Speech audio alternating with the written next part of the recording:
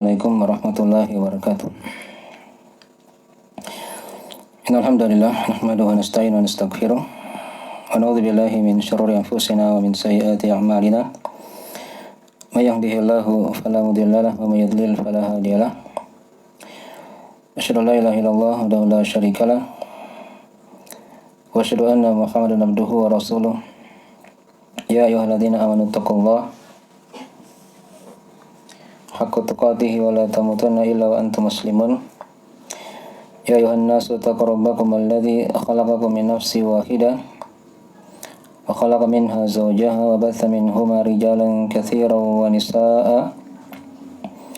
Wattaqullaha alladzi tasaaluna bihi wal arham innallaha kana 'alaikum raqiba. Ya ayyuhalladzina amanu taqullaha wa qulu qawlan sadida yuslih lakum a'malakum wa yaghfir lakum dhunubakum wa may yuti'illaha wa rasulahu faqad faza fawzan 'azima amma ba'd. Fa asdaqal hadithi kitabullah wa khairal hadi Muhammadin sallallahu alaihi wasallam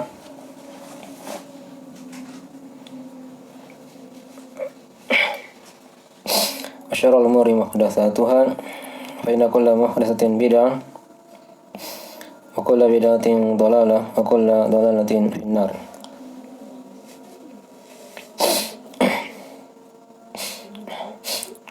Ma'asyiral muslimin wal muslimat yang dirahmati oleh Allah Subhanahu wa taala dimanapun berada. Pada malam hari ini insyaallah taala kita akan lanjutkan dari mengkaji ringkasan fikih seputar salat malam.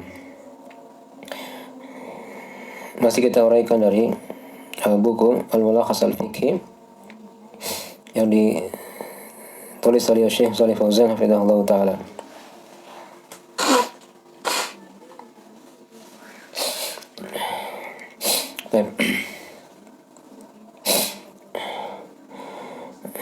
Pada pembahasan sebelumnya sudah kita kaji tentang masalah kapan waktu salat tarawih tersebut dan juga dari jumlah rakaatnya. Yang sudah diterangkan bahwasanya waktunya adalah dari ba'da isya dan berakhir sampai terbitnya fajar subuh. Kemudian jumlah rakaatnya dari perbuatan Nabi sallallahu alaihi wasallam itu beliau lakukan baik di bulan Ramadan ataupun di selain Ramadan. Beliau salat 11 rakaat. Itu yang diterangkan oleh Aisyah radhiyallahu taala anha yang sudah kita terangkan. Ya. Namun itu dari perbuatan Nabi SAW ya. Dan Nabi sendiri sudah bersabda dalam hadisnya dalam riwayat Al-Bukhari Muslim, salatul laili mathna mathna. Salat malam itu 2 rakaat. Ya. Dan di hadis yang lain juga Nabi SAW yang menganjurkan untuk memperbanyak sujud di salat malam itu.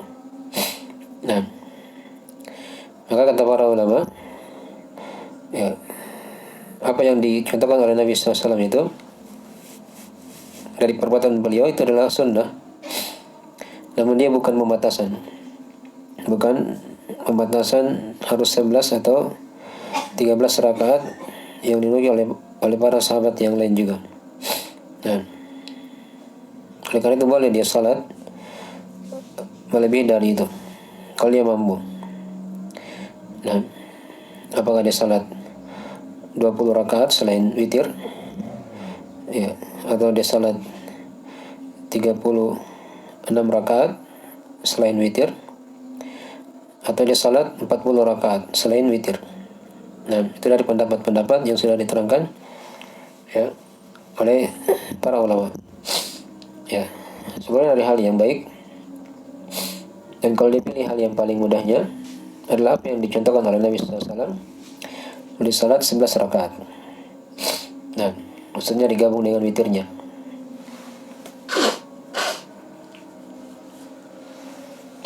Dan akan kita terangkan insyaallah taala pembahasan tentang masalah witir ini. Baik. Ya.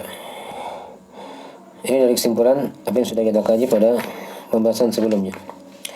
Nah, pada malam hari ini di sini Syekh Shalih Fauzan masih menerangkan dari perkataan Ibnu Taimiyah rahimahullah taala setelah beliau terangkan dari jumlah rakaat salat tarawih tersebut. Ya. Apakah dia boleh salat 20 rakaat tanpa witir ya?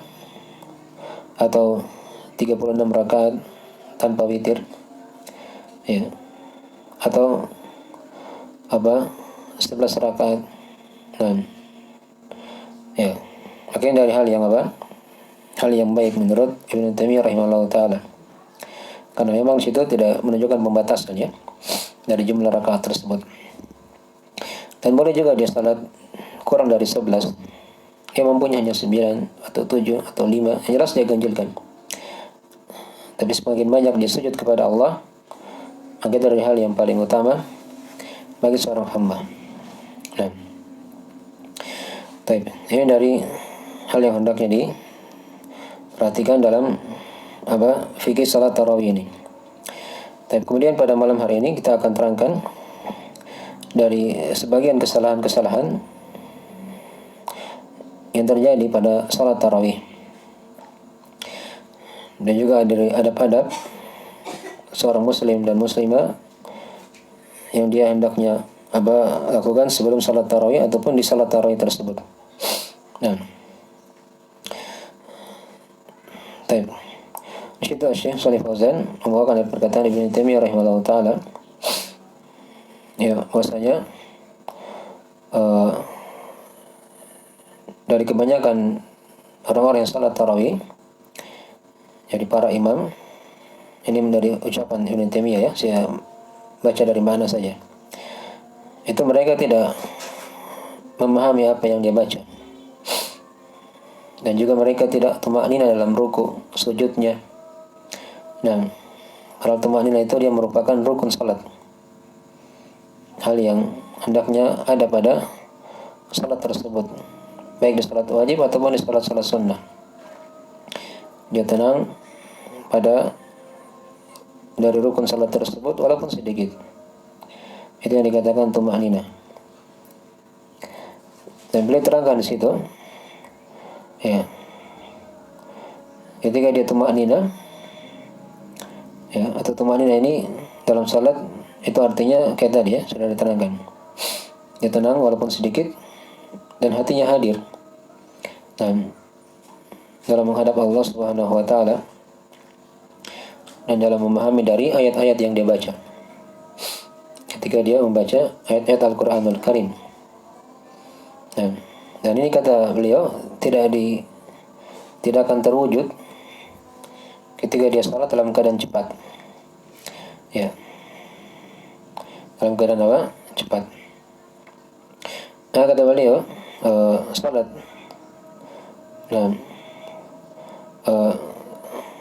10 rakaat ini selain witir ya.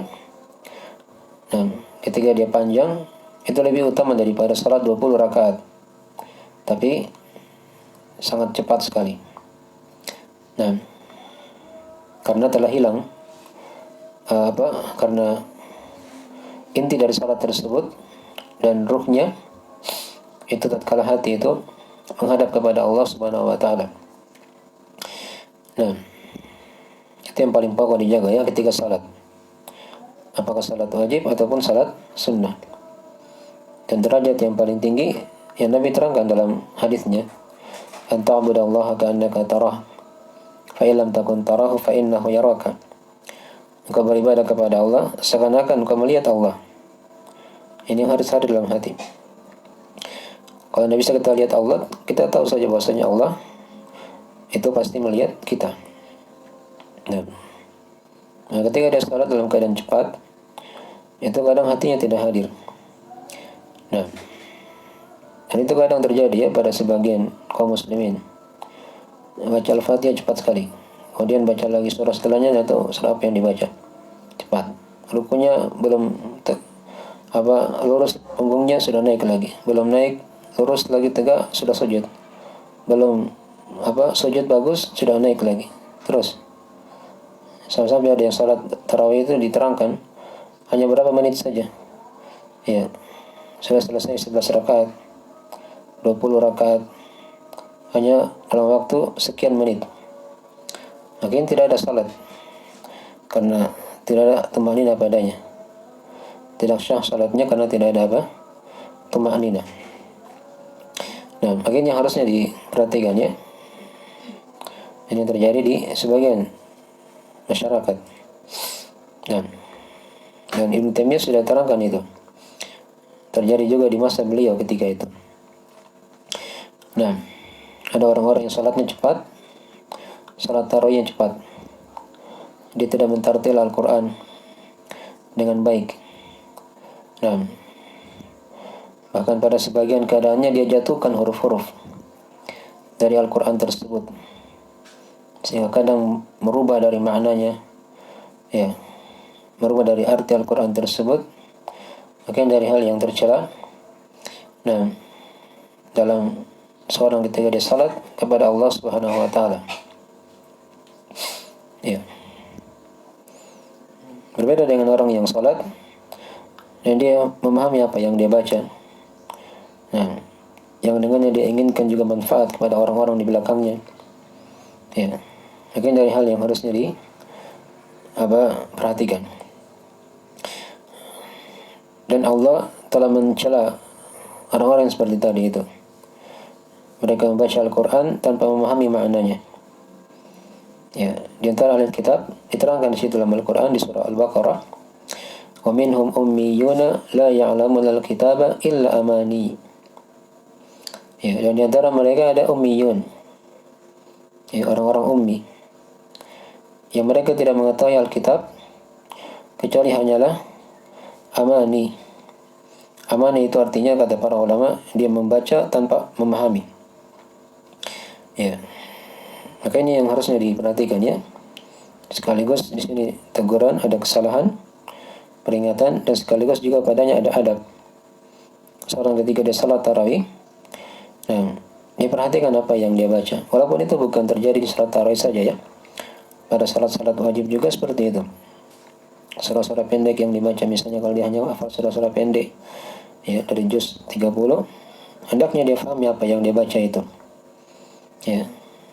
Minimalnya dia paham terjemahan ayatnya, dari mana ayatnya, agar apa yang dia baca itu ya memberikan pengaruh kepada dia, kepada amalannya nanti, dan kepada salatnya yang dia sedang menghadap Allah Subhanahu wa taala. Baik. Dari sini yang diinginkan adalah dari adab seorang ketika dia salat tarawih, dia membaca Al-Quran sesuai dengan bacaan yang sebenarnya, dia tartil dari kaidah-kaidah tajwid. Itu adalah hal yang paling indah bersama dengan dia pahami dari maknanya. Baik. Mungkin dari hal yang diingatkan oleh Ibnu Taimiyah dan dinukil oleh Syekh Shalih Fauzan di sini tentang hal tersebut. Ya, dan banyak lagi kalau kita lihat ya dari berbagai macam kesalahan-kesalahan yang terjadi di masyarakat.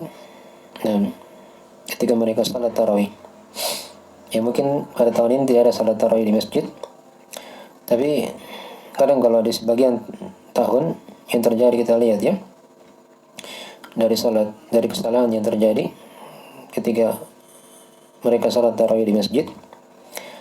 Di antara kesalahan tadi selain yang diterangkan oleh Ibnu Taimiyah, nah, salatnya cepat, tidak ada di situ tumanina. Ya, makanya dari hal yang tidak diterima salatnya, batal salatnya. Ya, kemudian juga di antara kesalahan juga yang ada di salat tarawih kadang diisi dengan zikir. Nah, 2 rakaat pertama kadang dia baca nama Abu Bakar, 2 rakaat kedua dia baca nama Umar, 2 rakaat ketiga dia baca nama Uthman, 2 rakaat keempat dia baca nama Ali. Ini dari hal yang tidak ada dalilnya. Ya. Kemudian setelah setelah tarawih lagi dia berdoa berjamaah. Itu dari hal yang tidak ada tuntunan dalam hal tersebut. Ya demikian pula kalau dia salat di rumah juga, maka tidak ada syariat seperti tadi itu. Karena tidak ada dalil atau doa khusus atau zikir khusus di sela-sela salat tarawih. Asalnya dia sudah salam, dia bangkit lagi. Tidak ada bacaan-bacaan yang dibaca. Demikian pula setelah salat tarawih juga tidak ada bacaan apa berdoa bersama dan seterusnya. Itu di antara kesalahan juga yang terjadi di sebagian masyarakat. Kemudian juga di antara kesalahan ya yang terjadi di masjid kadang di salat tarawih, setelah salat tarawih ya mau lanjut ke salat witir, itu sebagian kaum muslimin pulang. Ini kesalahan ya. Setelah kita baca hadisnya, kata Nabi SAW, inna rajula idza qama ma'al imam hatta yansarif husiba lahu qiyamul lailah.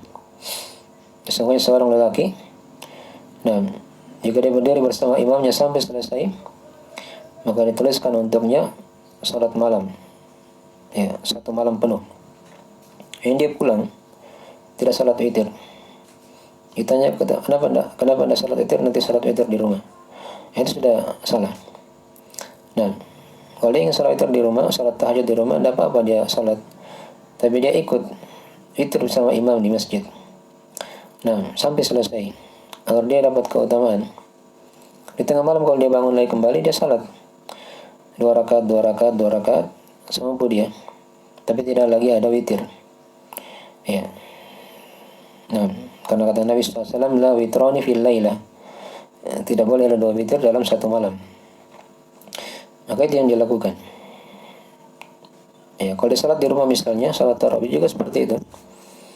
Dia berjamaah misalnya dengan keluarganya, maka hendaknya anggota keluarga tadi itu mengikuti imam sampai selesai.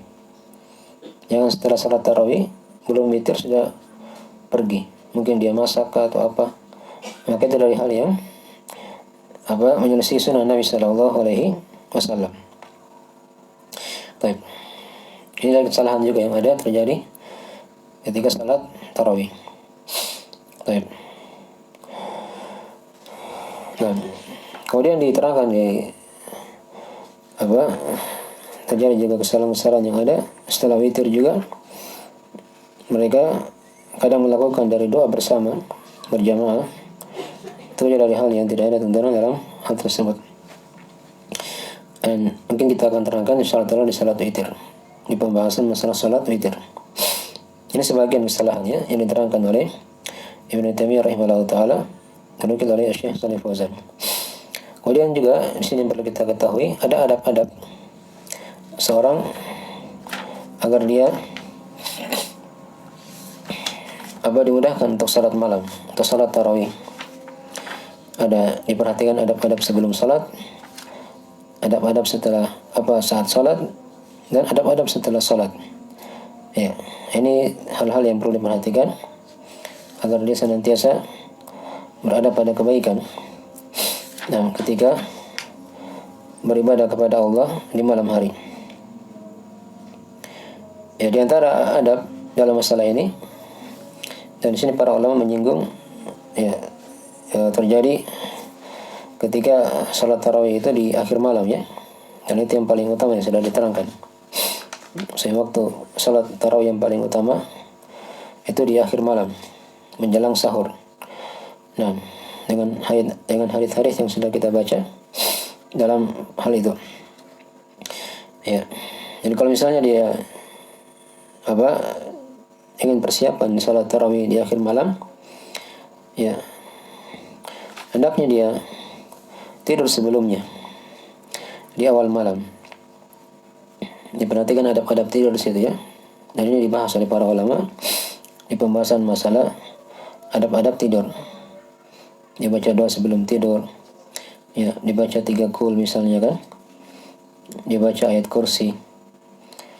Dibaca 2 ayat terakhir surah Al-Baqarah. Itu diterangkan dalam hadis-hadis. Ya, dia tidur sebelumnya dia berwudu.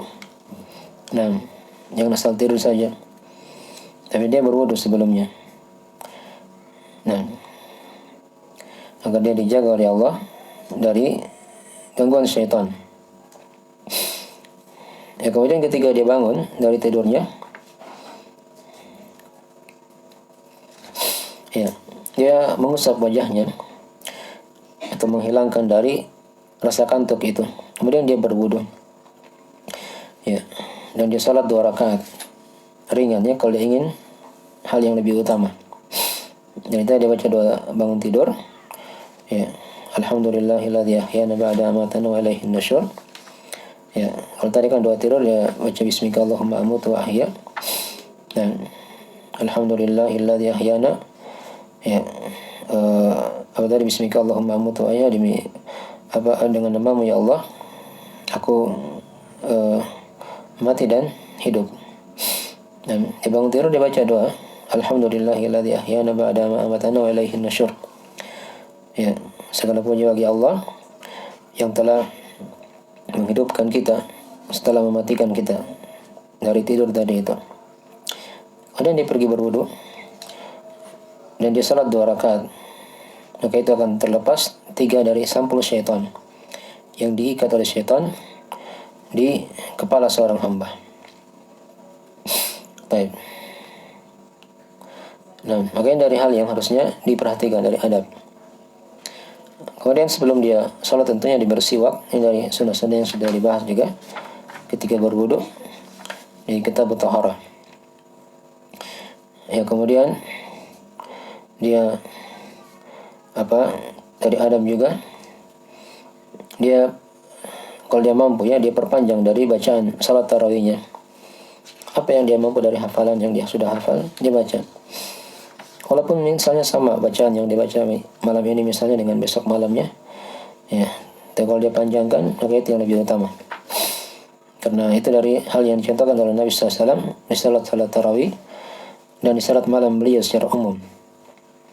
Ya, dalam hadis riwayat Imam Muslim kata Nabi SAW, afdalus salati tulul qunut.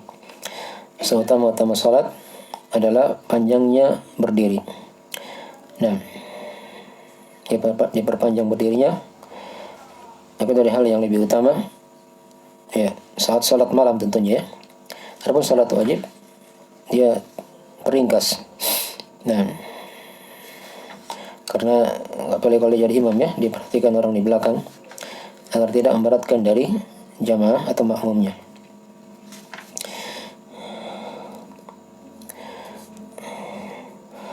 Dan kalau misalnya dia capek di salah salatnya dia duduk, itu tidak ada masalah. Ya, dan Nabi SAW diceritakannya oleh Aisyah di masa-masa tua beliau, ya sebelum meninggal itu beliau salat malam, kadang di awalnya beliau berdiri, kemudian beliau duduk di pertengahan karena beliau merasa berat. Ya, dan kadang pada sebagian keadaan beliau duduk di awal, ketika mau ruku beliau berdiri. Dan rukuk dalam keadaan berdiri. Nah, kemudian di rakaat kedua beliau lakukan seperti itu juga, duduk lagi. Nanti mau selesai rakaatnya beliau berdiri dan rukuk seperti biasa dalam keadaan berdiri. Nah, atau buat dia salat kalau dia sakit tidak ada masalah dia salat dalam keadaan duduk. Salat tarawih hukumnya sunnah, duduk dari awal sampai akhir tidak ada masalah. Nah, karena kalau dia tidak mampu berdiri, dia salat duduk. Ya, itu diantara dari adab yang diperhatikan saat salat tarawih. Nah, kemudian tadi diterangkannya diantara 2 rakaat atau 4 rakaat yang pertama, 2 rakaat di situ ada istirahat, disunahkan. Kemudian 2 rakaat istirahat, ya baru witir. Nah, itu kalau yang siapa yang salat salat tarawihnya 8 rakaat, witirnya 3 rakaat. Nah, jelas ya. Baik. Kemudian dia tadi sudah diterangkan dari antara adab juga dalam salat tarawih. Kalau dia ngantuk misalnya di sela-sela salatnya dia tidur, ya jangan dipaksakan diri. Ya, jangan dipaksakan dirinya. Karena kadang ada sebagian mungkin ayat yang dia baca justru malah sebaliknya, ketika dia mungkin ngantuk dia tidak tahu apa yang dia baca sehingga syaitan kadang memalingkan dari lisannya Dan itu diterangkan dalam hadis ya. Padahal asalnya dia ingin beristighfar kepada Allah, tapi malah dia mencela dirinya. Nah, kemudian juga di antara adab yang diperhatikan ketika salat tarawih, ya tadi sudah diterangkan ya, yaitu dia berusaha semampu mungkin untuk membaca Al-Quran dengan baik. Ya, dan ini tentunya dia tidak akan bisa kalau dia tidak belajar tajwid. Itu juga fungsinya dia belajar tajwid agar dia bisa baca Al-Quran dengan baik dan benar. Nah, karena diterangkan dalam Al-Quran Al-Karim, "Warattilil Qur'ana tartila." Dan bacalah Al-Quran dengan tartil.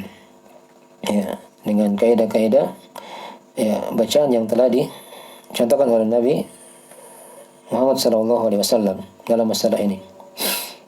Dan Nabi SAW seperti itu diterangkan dalam hadis-hadis, riwayat-riwayat dari kisah para istri beliau dan juga para sahabat yang menyaksikan, itu beliau membaca ayat dengan tartil. Ya, dengan tartil. Walaupun dia cepat misalnya, tidak ada masalah sesuai dengan kaidah-kaidah tajwid. Karena di kaidah tajwid kan dibahas itu. Ada bacaan yang cepat, ada bacaan yang sedang-sedang, ada bacaan yang lambat. Nah, seluruhnya itu diatur. Nah, temponya masing-masing agar tidak keluar dari kaidah-kaidah tajwid. Ada porsinya masing-masing. Ya, kemudian juga di antara adab seorang ketika salat tarawih, dia memperhatikan dari ayat-ayat yang dia baca. Tadi sudah disinggung ya. Dan diperhatikan ayat-ayat yang dia baca. Nah, dan ini diterangkan dalam riwayat-riwayat Nabi SAW ketika lewat ayat-ayat tentang masalah tasbih, beliau bertasbih kepada Allah. Lewat ayat-ayat masalah azab, beliau meminta perlindungan kepada Allah Subhanahu wa taala. Diterangkan dalam hadis-hadis dalam masalah ini. Ya. Dan juga di antara adab juga, di antara adab dalam salat tarawih, yaitu dia berbanyak doa, terutama di waktu sujud. Di waktu ruku dan sujud, itu dari syariat. Ya, memperbanyak doa kepada Allah Subhanahu wa taala. Nah, karena telah diterangkan dalam hadis riwayat Imam Muslim, kata Nabi sallallahu alaihi wasallam, "Aqrabu ma yakunu bainal abdi wa rabbih wa huwa sajid. Fa'aktsiru fihi minad du'a." Ya, sedekat-dekat hamba dengan Rabb-nya tatkala dia sujud, maka berbanyaklah doa ketika sujud. Nah, berbanyaklah doa ketika sujud. Aqrabu ma yakunu al-'abdu min rabbih wa huwa sajid. Fa'aktsiru fihi minad du'a. Nah, karena disitulah di antara waktu doa yang mustajabah. Nah, diterangkan dalam riwayat yang lain. Baik. Ya, kemudian juga di antara adab dari seorang yang salat tarawih, kalau dia salat tarawih di rumah, karena sekarang lagi ada wabah seperti ini, dan dia usahakan salat di akhir malam, itu yang paling utama, maka dia bangunkan keluarganya, orang-orang di rumahnya dia bangunkan salat berjamaah.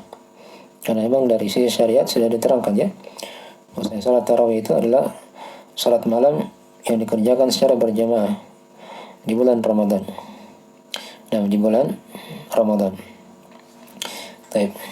Kemudian juga di antara adab, ya setelah salat mungkin dia isi dengan, kalau dia ingin berdoa kepada Allah di waktu sahur, maka dari hal yang baik. Dan yang memohon ampun kepada Allah, karena itu merupakan sifat hamba-hamba yang bertakwa, yang dijanjikan dengan surga oleh Allah Subhanahu wa taala. Diterangkan di surah Adz-Dzariyat yang sudah kita baca ya. Kanu qalilan minal laili ma yahja'un wa bil ashari hum yastaghfirun. Ya, mereka itu dan di malam hari sangat sedikit tidurnya. Dan di waktu sahur mereka beristighfar kepada Allah Subhanahu wa taala. Ya, sambil dia jaga juga dari keikhlasannya dalam salat, mungkin dari hal yang tentunya dari perkara yang paling pokok, karena tidak diterima salat seorang hamba kalau dia tidak ikhlas. Dia ikhlas, dan dia perhatikan tadi dari tuntunan salat tarawih yang dicontohkan oleh Nabi Shallallahu Alaihi Wasallam. Nah, dari salat malam beliau seperti itu. Ya, kemudian juga diantara dari adab agar seorang itu dimudahkan untuk salat tarawih dan salat malam secara umum, itu dia mengetahui tadi dari keutamaan salat malam ini atau salat tarawih secara umum, ya. Salat tarawih atau salat malam secara umum, yang sudah diterangkannya pada awal pembahasan. Nanti dilihat ya di rekamannya sudah diterangkan dari keutamaan salat tarawih tersebut atau salat malam secara umum. Ya, kemudian juga diantara hal yang dengannya seorang hamba dia jaga dari adab agar dia dimudahkan untuk salat tarawih, yaitu dia hendaknya menjauhkan dirinya dari dosa dan maksiat. Karena orang-orang yang banyak dosa itu biasanya susah untuk melakukan ibadah kepada Allah Subhanahu wa taala. Apalagi sekarang bulan Ramadan, ya. Dalam ibadah puasa itu ada pendidikan yang hamba itu dituntut untuk menjauhi dosa dan maksiat agar ibadah puasanya diterima oleh Allah Subhanahu wa taala. Bukan hanya pada perkara yang diharamkan, yang dijaga dari pembatal puasa, tidak. Tapi hal-hal yang merusak puasa juga, yang kadang bisa mengurangi dari pahala puasa atau kadang bisa menggugurkan dari pahala puasanya, itu yang dia jaga dari berbagai macam dosa dan maksiat. Ya, apakah dosa dari tangannya, kakinya, matanya, telinganya, lisannya, dan seterusnya. Nah, agar dia bisa dimudahkan untuk melakukan salat malam. Ya, kemudian juga diantara hal yang dengannya dari adab seorang yang salat malam, ya, sebelumnya hendaknya dia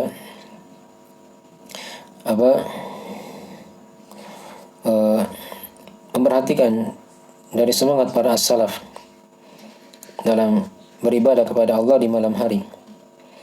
Terutama ini berkaitan dengan masalah salat tarawih ini. Ya. Nah, sudah kita singgung ya di sebagian dari keutamaan salat tarawih atau salat malam secara umum, itu merupakan sebab-sebab yang dengannya seorang hamba itu akan dikuatkan oleh Allah tatkala dia berdiri di padang mahsyar. Nah, dia panjang berdirinya di malam hari, diharap hal tersebut Allah kuatkan dia nanti berdiri di padang mahsyar. Ya, kemudian dia salat di malam hari, di kegelapan malam, itu yang diharapkan menjadi cahaya untuknya nanti di alam kubur. Nah, di kegelapan kubur, ya, itu seorang hamba butuh kepada cahaya. Dan di antara sebab-sebab cahaya adalah amalan solehnya yang diperbuat, yang dia kerjakan di dunia ini. Dan dari munasabah kesesuaian dalam masalah ini, ya, dari amalan di malam hari, di kegelapan malam, tatkala dia berdiri, akan dari hal yang diharapkan dengannya Allah akan memberikan cahaya kepadanya tatkala dia telah meninggal. Nah, berada di kegelapan kuburan. Baik. Dan sebagian para salaf, mereka itu ketika telah datang waktu malam, mereka sangat bergembira. Nah, karena mereka rindu kepada Allah untuk berdiri, rukuk dan sujud, dan kepada Allah Subhanahu wa taala, melakukan salat malam sebagai tambahan nafilah untuknya. Baik. Ini dari sebagian, ya, dari nukilan-nukilan yang diterangkan oleh para ulama dari bagaimana semangat para salaf dalam beribadah kepada Allah yang mereka jaga dari adab-adab dalam salat malam tersebut. Ya, kemudian juga di antara adab yang diperhatikan saat salat malam, ketika dia salat, diperhatikan dari sebab-sebab yang mengantar dia kepada khusyuk dalam salat. Ya, kayak tadi ya sudah disinggung sebagian. Apa yang dia baca dia fahami. Ya, kemudian dia beribadah itu dihadirkan hatinya. Seakan-akan dia melihat Allah. Kalau tidak bisa, maka dia yakin dia dilihat oleh Allah Subhanahu wa taala. Kemudian ada tuma'nina dalam gerakan salatnya, dari hal-hal yang dengannya dia bisa khusyuk. Ya, kemudian dia salat itu diterangkan dalam hadis Nabi SAW, dia hendaknya salat seperti orang yang ingin berpisah dari dunia ini. Ya, bagaimana caranya? Dia anggap salatnya itu adalah salat yang terakhir. Itu diterangkan dalam hadis. Ya, kata Nabi sallallahu alaihi wasallam,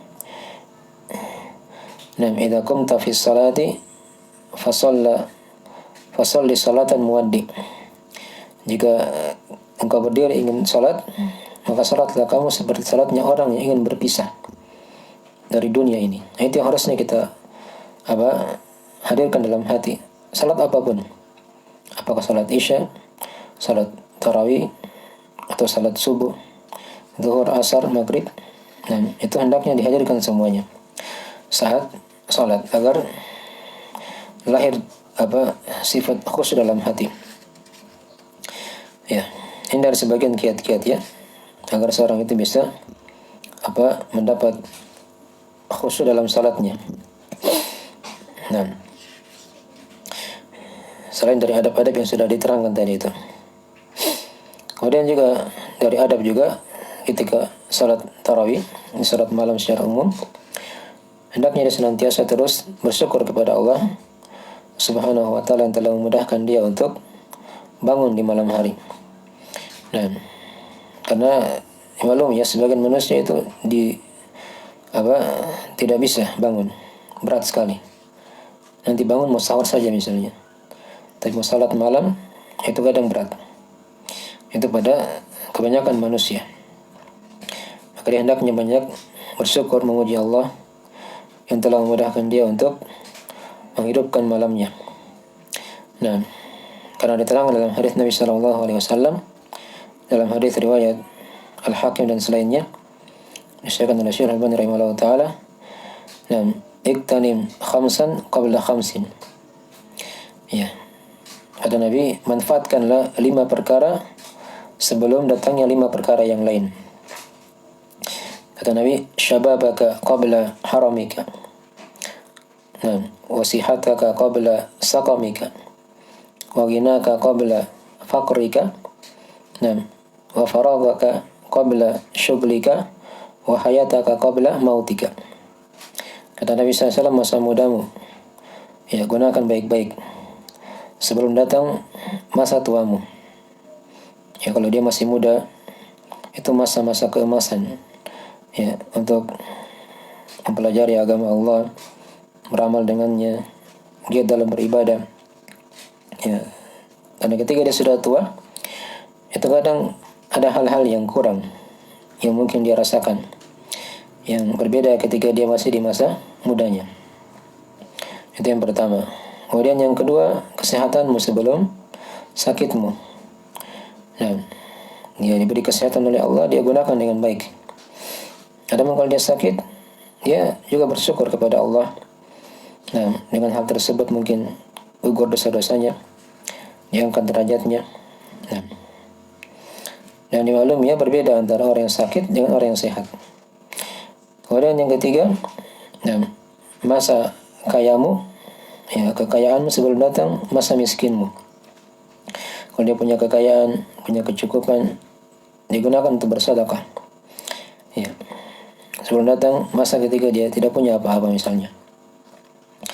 Nah, kemudian yang keempat, yaitu masa atau waktu luangmu sebelum datang masa kesibukanmu.